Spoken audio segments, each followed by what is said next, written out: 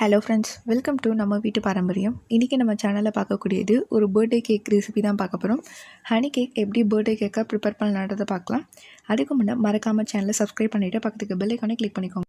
இப்போ நம்ம first cake batter ready பண்ணி எடுத்துக்கலாம். இதுக்கு ஒரு க்ளீன் பவுலில் நான் 2 முட்டை யூஸ் பண்ணியிருக்கேன்.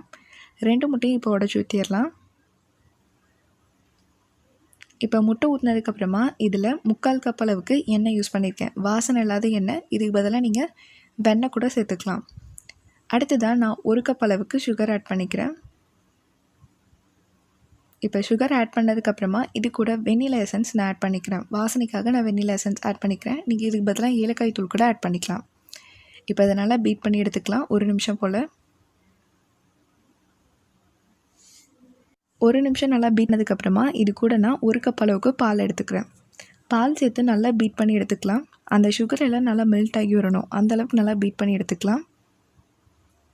பார்த்திங்கன்னா இப்போ எல்லா சுகருமே நல்லா மெல்ட் ஆகிருச்சு. பாருங்கள் எவ்வளோ ஸ்மூத் கன்சிஸ்டன்சியில் இருக்குன்ட்டு. இப்போ இது கூட நம்ம மாவு பொருட்கள்லாம் ஆட் பண்ணிக்கலாம். மாவு பொருள் சேர்க்கும் போது இதை சலிச்சு சேர்த்துக்கலாம். அதனால் நான் ஒரு சல்லடை வச்சுக்கிறேன். இதில் பார்த்திங்கன்னா நான் 2 கப் அளவுக்கு மாவு எடுத்திருக்கேன். இது கிட்டத்தட்ட 250 கிராம் இருக்கும். இப்போ இது கூட 1 டீஸ்பூன் அளவுக்கு பேக்கிங் பவுடர் ஆட் பண்ணிக்கிறேன். அடுத்ததாக 1/2 டீஸ்பூன் அளவுக்கு பேக்கிங் சோடா ஆட் பண்ணிக்கிறேன். சோடா உப்பு. அடுத்ததாக 1 பிஞ்ச் அளவுக்கு சால்ட்டு. 1 பிஞ்ச் அளவுக்கு சால்ட் ஆட் பண்ணிவிட்டு இது எல்லாத்தையும் நல்லா சளிச்சு எடுத்துக்கலாம். நல்லா சளிச்சு எடுத்தால் மட்டுமே தான் நம்மளுக்கு கேக் நல்லா சாஃப்டாக ஸ்மூத்தாக இருக்கும். நீங்கள் பால் வேணான்னு நினச்சிங்கன்னா நீங்கள் அதுக்கு பதிலாக தண்ணியை யூஸ் பண்ணிக்கலாம். இப்போ சளிச்சு எடுத்தாச்சு. இப்போ இது எல்லாத்தையும் நல்லா மிக்ஸ் பண்ணி எடுத்துக்கலாம். கட்டி எதுவும் இல்லாத மாதிரி நல்லா சாஃப்டான பேட்டராக இருக்கணும். தேவைப்பட்டால் நீங்கள் தண்ணி எக்ஸ்ட்ராவாக ஆட் பண்ணிக்கலாம். இப்போ இது கூட நான் கொஞ்சமாக தண்ணி ஆட் பண்ணிக்கிறேன். ரொம்ப கெட்டியாக இருக்குது, ஸோ தண்ணி கொஞ்சமாக ஆட் பண்ணிக்கிறேன். அந்த கேக் பேட்டர் கன்சிஸ்டன்சி வர வரைக்கும் நீங்கள் கொஞ்சம் தண்ணி ஊற்றிக்கலாம். இப்போ பார்த்தீங்கன்னா பாருங்கள், நான் ஒரு 1/4 கப் அளவுக்கு தண்ணி ஆட் பண்ணியிருப்பேன். இதுதான் கேக் பேட்டரோட கன்சிஸ்டன்சி. இந்த கன்சிஸ்டன்சியில் தான் இருக்கணும். இப்போ கேக் பேட்டர் ரெடியாக இருக்குது. அடுத்ததாக நம்ம வீட்லேயே இன்றைக்கி பட்டர் பேப்பர் ப்ரிப்பேர் பண்ண போகிறோம். எப்படி பட்டர் பேப்பர் வீட்லேயே செய்யலான்னு பார்க்கலாம். இதுக்கு ஒரு A4 ஷீட் தேவை. அடுத்ததாக நீங்கள் எந்த மோல்டு யூஸ் பண்ணுறீங்களோ அந்த மோல்டோட சைஸ் எடுத்துக்கோங்க. நான் இந்த மாதிரி மோல்டை வச்சு பேனால் ரவுண்ட் பண்ணி எடுத்துக்கிறேன். ஸோ அப்போ பார்த்தீங்கன்னா கரெக்டான சைஸில் இருக்கும். இப்போ இந்த ரவுண்ட் ஷேப்பை கட் பண்ணி எடுத்துக்கலாம். கட் பண்ணதுக்கப்புறமா அந்த A4 ஷீட் மேலே இந்த மாதிரி ஆயில் ஸ்ப்ரெட் பண்ணி எடுத்துக்கலாம். 2 பக்கமுமே ஆயில் ஸ்ப்ரெட் பண்ணி எடுத்துக்கணும். வாசனை இல்லாத எண்ணெயாக பார்த்து எடுத்துக்கோங்க. இதுக்கு பதிலாக நீங்கள் பட்டர் கூட யூஸ் பண்ணிக்கலாம். இப்போ இந்த பக்கம் எண்ணெய் நல்லா ஸ்ப்ரெட் பண்ணதுக்கப்புறமா பேக் சைடும் எண்ணெய் நல்லா ஸ்ப்ரெட் பண்ணி எடுத்துக்கோங்க. இப்போ 2 பக்கமுமே எண்ணெய் நல்லா ஸ்ப்ரெட் பண்ணி எடுத்தாச்சு. இப்போ ஒரு கிளாத் வச்சு அந்த எக்ஸ்ட்ராவாக இருக்க எண்ணெய் எல்லாத்தையும் நல்லா தொடச்சி எடுத்துக்கலாம். இந்த மாதிரி பாருங்கள். இந்த மாதிரி தொடச்சி எடுத்ததுக்கப்புறம் பார்த்திங்கன்னா நம்மளோட பட்டர் பேப்பர் வீட்லேயே ரெடி ஆகிடுச்சு. இதை நம்ம கடையில் தான் வாங்கணுன்ட்டு இல்லை, ரொம்ப ஈஸியாக வீட்லேயே A4 ஷீட் யூஸ் பண்ணி நம்ம ரெடி பண்ணிடலாம். இப்போ இந்த பட்டர் பேப்பரை நான் இந்த மாதிரி மோல்டில் வைக்கிறேன். கொஞ்சமாக எண்ணெய் தடவிட்டு இதில் நம்ம ரெடி பண்ணி வச்சுருக்க கேக் பேட்டரை ஒன்ஸ் நல்லா மிக்ஸ் பண்ணிவிட்டு அதில் ஊற்றிடலாம். இப்போ நான் கேக் மோல்டில் இந்த பேட்டர் ஊற்ற போகிறேன். கட்டி எதுவும் இல்லாத மாதிரி பார்த்துக்கோங்க. கேக் பேட்டர் நல்லா சாஃப்டாக ஸ்மூத்தாக இருக்கணும்.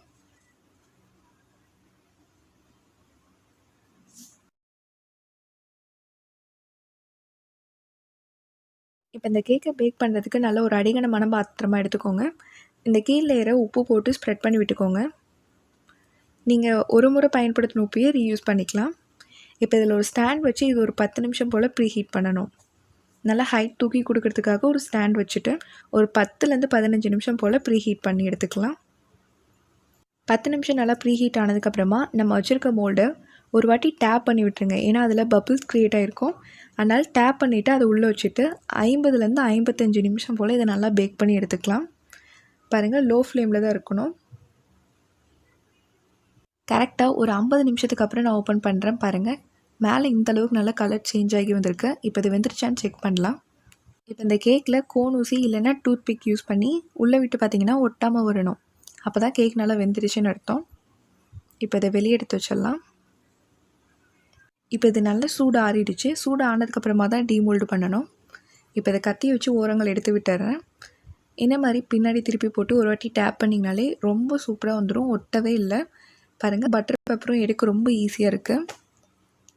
இப்போ நம்மளோட சூப்பர் சாஃப்டான கேக் ரெடியாக இருக்குது. இப்போ நம்ம கேக்கு கடையில் வைக்கக்கூடிய அந்த கோல்டு பிளேட் ரெடி பண்ணிக்கலாம். அதுக்கு இந்த மாதிரி ஒரு கார்ட்போர்ட் எடுத்துகிட்டு கோல்டு பேப்பர் இருந்துச்சுன்னா அதை இதில் ஒட்டினிங்கன்னா ரொம்பவுமே சூப்பராக வீட்லேயே ரெடி ஆகிக்கிறோம் கோல்டு பிளேட்டும். இப்போ கேக் மேலே வைக்க பாருங்கள் எவ்வளோ அழகாக இருக்குது.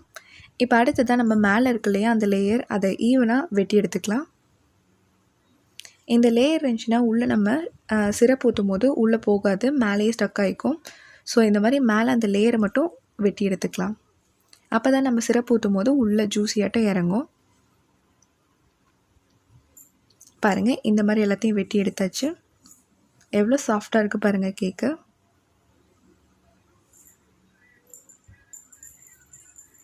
இப்போ அடுத்து தான் நம்ம ஹனி சிரப் ப்ரிப்பேர் பண்ணி எடுத்துக்கலாம். இதுக்கு ஒரு பேனில் 1/4 கப் அளவுக்கு தண்ணி எடுத்துக்கிறேன். இது கூட பார்த்திங்கன்னா 2 டேபிள் ஸ்பூன் அளவுக்கு ஹனி சேர்த்துக்கிறேன். தேன் சேர்த்ததுக்கப்புறமா இது கூட 2 டீஸ்பூன் அளவுக்கு சுகர் ஆட் பண்ணிக்கலாம். இப்போ இது கூட சுகர் ஆட் பண்ணிக்கலாம். சுகர் ஆட் பண்ணதுக்கப்புறமா ஒரு 3லேருந்து 4 நிமிஷம் போல் நல்லா கொதிக்க விடணும். மீடியம் ஃப்ளேம்லேயே வைங்க, ஹை ஃப்ளேமில் வைக்க வேணாம். இப்போ இது நல்லா பாயில் ஆகி வரட்டும். பாயில் ஆகி வந்ததுக்கப்புறம் பார்த்திங்கன்னா ஹனி சிரப் ரெடி ஆகிடும். இப்போ இது கொதிக்கட்டும். பார்த்திங்கன்னா இப்போ நல்லா பாயில் ஆகிடுச்சு. நம்மளோட ஹனி சிரப் ரெடியாக இருக்குது. ஸ்டவ் ஆஃப் பண்ணிடலாம். இப்போ சிரப் அப்ளை பண்ணுறதுக்கு முன்னாடி கேக்கில் இந்த மாதிரி ஹோல்ஸ் போட்டு எடுத்துக்கோங்க. கோனூசி இல்லைன்னா டூத்பிக் யூஸ் பண்ணி இந்த மாதிரி ஹோல்ஸ் போட்டு எடுத்துக்கலாம். இப்போ இந்த சிரப்பை இந்த மாதிரி கேக் மேலே ஸ்ப்ரெட் பண்ணி எடுத்துக்கலாம். ஹோல்ஸ் எதுக்காக போடுறோம் அப்படின்னா, நம்ம சிரப் ஊற்றும் போது அப்போ தான் அது உள்ளே ஜூஸியாக இறங்கும். கேக் சாப்பிடும்போது இன்னும் நல்லாயிருக்கும். ஹோல்ஸ் போடாமல் இருந்தால் அந்த சிரப் உள்ளே இறங்காமல் போயிடும். அதுக்காக தான் நம்ம ஹோல்ஸ் போடுறது. இப்போ பார்த்திங்கன்னா எல்லா பக்கமும் ஈவனாக ஸ்ப்ரெட் பண்ணி எடுத்தாச்சு. இந்த மீதி இருக்கு இல்லையா, இந்த சிரப்லேயே நம்ம இப்போ மேலே அப்ளை பண்ணக்கூடிய ஜாம் வந்துட்டு ரெடி பண்ணி எடுத்துக்கலாம். மறுபடியும் ஸ்டவ் ஆன் பண்ணி இதில் ஒரு 1/4 கப் அளவுக்கு நான் ஜாம் சேர்த்துக்கிறேன். மிக்ஸ்டு ஃப்ரூட் ஜாம் தான் நான் யூஸ் பண்ணியிருக்கேன். இது பார்த்திங்கன்னா இந்த கிசான் ஜாம் வந்து பார்த்திங்கன்னா ஒரு 20 ரூபா தான் வரும். இந்த ஒரு பாக்ஸ் பார்த்திங்கன்னா உங்களுக்கு ஒரு கேக் கரெக்டாக இருக்கும். இப்போ இந்த ஜாம் சேர்த்ததுக்கப்புறமா எல்லாம் நல்லா மெல்ட் ஆகி வரணும். கட்டி எதுவும் இல்லாத மாதிரி நல்லா மெல்ட் ஆகி வரணும். அதே சமயம் ரொம்பவும் கொதிக்க விட்டுறக்கூடாது. ஜஸ்ட் வந்துட்டு அந்த ஜாம் எல்லாம் நல்லா கரைஞ்சால் போதும். இப்போ பார்த்திங்கன்னா எல்லாமே கட்டி கரைஞ்சாச்சு. இப்போ ஸ்டவ் ஆஃப் பண்ணிடலாம். ரொம்ப கொதிக்க விடக்கூடாது. இப்போ ஸ்டவ் ஆஃப் பண்ணிடலாம். இப்போ அடுத்ததான் நம்ம ரெடி பண்ணி வச்சுருக்க அந்த ஜாம் சிரப் வந்துட்டு இது மேலே உடனே ஸ்ப்ரெட் பண்ணி விட்டுருங்க. ஏன்னா இது சூடானுச்சுன்னு பார்த்திங்கன்னா உங்களுக்கு டைட் கன்சிஸ்டன்சியில் ஆகிரும். ஸோ அதனால் ஸ்ப்ரெட் பண்ணுறதுக்கு கொஞ்சம் டஃப்பாக இருக்கும். ஸோ அதனால் சூடாக இருக்கும் போதே இது மேலே நல்லா ஸ்ப்ரெட் பண்ணி விட்டுறலாம். பாருங்கள், இந்த அளவுக்கு நல்லா ஸ்ப்ரெட் பண்ணி எடுத்துக்கலாம். இப்போ மேலே வந்துட்டு நல்லா ஸ்ப்ரெட் பண்ணி எடுத்தாச்சு. சுற்றி ஓரங்களையும் வந்துட்டு ஜாம் வச்சு நம்ம ஸ்ப்ரெட் பண்ணிக்கலாம். ஏன்னா நம்ம வந்துட்டு டெசிகேட்டட் கோகோனட் ஒட்டும் போது அப்போ ஈஸியாக இருக்கும் ஒட்டுறதுக்கு. ஸோ அதுக்காக நான் சுற்றிலுமே வந்துட்டு ஜாம் அப்ளை பண்ணி எடுத்துக்கிறேன். இப்போ எல்லா பக்கமுமே ஜாம் வந்துட்டு அப்ளை பண்ணியாச்சு. இப்போ அடுத்து தான் நம்ம டெக்கர் பண்ணி எடுத்துக்கலாம்.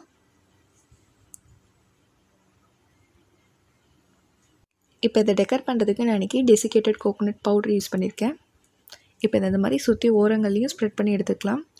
டெக்கரேஷன்றது உங்களோட ஆப்ஷனல் தான். நீங்கள் உங்கள் விருப்பத்துக்கு ஏற்ற மாதிரி நீங்கள் டெக்கர் பண்ணி எடுத்துக்கலாம். சப்போஸ் உங்கள்கிட்ட டெசிகேட்டட் கோகோனட் பவுடர் இல்லை அப்படின்னா கவலையே பட வேணாம். தேங்காய் இருக்கு இல்லையா, ஃப்ரெஷ்ஷான தேங்காய், அதை துருவிட்டு நல்லா வந்துட்டு வதக்கி ரோஸ்ட் பண்ணி எடுத்துக்கோங்க. நல்லா அதோட வாசனை வர வரைக்கும் நல்லா முறுமுறுன்னு வர வரைக்கும் ரோஸ்ட் பண்ணி எடுத்ததுக்கப்புறமா நம்ம மிக்சியில் ஒரு சுற்றி விட்டு எடுத்தோம்னா நம்மளுக்கு டெசிகேட்டட் கோகோனட் பவுடர் ரொம்ப ஈஸியாக வீட்டிலே ரெடி ஆகிரும். இப்போ அடுத்ததான் நான் சுற்றிலையுமே பார்த்திங்கன்னா கோகோனட் பவுடர் இந்த மாதிரி ஸ்ப்ரெட் பண்ணி விடுறேன். நம்ம ஜாம் ஸ்ப்ரெட் பண்ணோம் இல்லையா, அதனால் கோகோனட் பவுடர் இந்த மாதிரி ஒட்டும் போது பார்த்திங்கன்னா ஈஸியாக ஒட்டிக்கும். அடுத்தது ஒரு டிஷ்யூ வச்சு இதை சுற்றிலையும் க்ளீன் பண்ணி எடுத்துக்கலாம். கீழே எக்ஸ்ட்ராவாக இருக்கு இல்லையா அதை. இப்போ அடுத்ததாக இது மேலே நம்ம பேர் எழுதணும். அது எப்படி பண்ணணும்னு பார்த்திங்கன்னா 1 டேபிள் ஸ்பூன் மைதாவும் 1/4 கப் அளவுக்கு தண்ணி எடுத்திருக்கேன். இன்னும் ஸ்டவ் ஆன் பண்ணல. இப்போ இதை கட்டி எதுவும் இல்லாத மாதிரி நல்லா மிக்ஸ் பண்ணி எடுத்துக்கலாம். இது கூட பார்த்திங்கன்னா 1/4 கப் அளவுக்கு வாட்டர் சேர்த்துக்கிறேன், தண்ணி. இப்போ இதையும் நல்லா மிக்ஸ் பண்ணதுக்கப்புறமா இதில் 1 டேபிள் ஸ்பூன் அளவுக்கு சுகர் சேர்த்துக்கலாம். இப்போ ஸ்டவ் ஆன் பண்ணி இதை மீடியம் ஃப்ளேம்லேயே நல்லா குக் பண்ணுங்கள். நல்லா திக் கன்சிஸ்டன்சியாக வர வரைக்கும் இதை குக் பண்ணி எடுத்துக்கலாம். பாருங்கள், லைட்டாக திக் ஆகுது. இப்போ இதில் இன்னும் கொஞ்சம் நான் தண்ணி ஊற்றி நல்லா மிக்ஸ் பண்ணி எடுத்துக்கிறேன். கட்டி எதுவும் இல்லாத மாதிரி பார்த்துக்கோங்க. இப்போ இது ரெடி ஆகியாச்சு. இப்போ ஸ்டவ் ஆஃப் பண்ணிவிட்டு இதை நல்லா பீட் பண்ணி எடுத்துக்கலாம். கட்டி எதுவும் இல்லாத மாதிரி பார்த்துக்கோங்க. அதே மாதிரி நான் இன்றைக்கி பைப்பிங் பேக் எதுவும் யூஸ் பண்ணல. இந்த மாதிரி ஆசீர்வாத் மாவு பாக்கெட் இருக்கு இல்லையா, அதை நான் யூஸ் பண்ணியிருக்கேன். இப்போ நம்ம ரெடி பண்ணி வச்சுருக்கதை இது உள்ளே போட்டு சின்னதாக ஒரு ஹோல் போட்டுக்கோங்க, நேம் எழுதுறதுக்கு தகுந்த மாதிரி. இப்போ இதை நம்ம மேலே நேம் எழுதலாம். நான் இந்த மாதிரி ஹாப்பி பர்த்டே அப்படின்ட்டு எழுதுகிறேன். பாருங்கள் எவ்வளோ நல்லா டார்க்காக தெரியுதுன்ட்டு. கண்டிப்பாக நீங்களும் உங்கள் வீட்டில் இந்த கேக் ரெசிபியை ட்ரை பண்ணி பாருங்கள். ரொம்பவுமே ஈஸி அண்ட் சிம்பிள். இப்போ நம்மளோட கேக் ரொம்பவுமே சூப்பராக பர்ஃபெக்டாக ரெடி ஆகிடுச்சு. கண்டிப்பாக நீங்களும் இந்த கேக் ரெசிபியை ட்ரை பண்ணி பார்த்துட்டு எப்படி இருந்துச்சுன்னு கமெண்ட் பாக்ஸில் சொல்லுங்கள். தேங்க்யூ பஸ், தேங்க்ஸ் ஃபார் வாட்சிங்.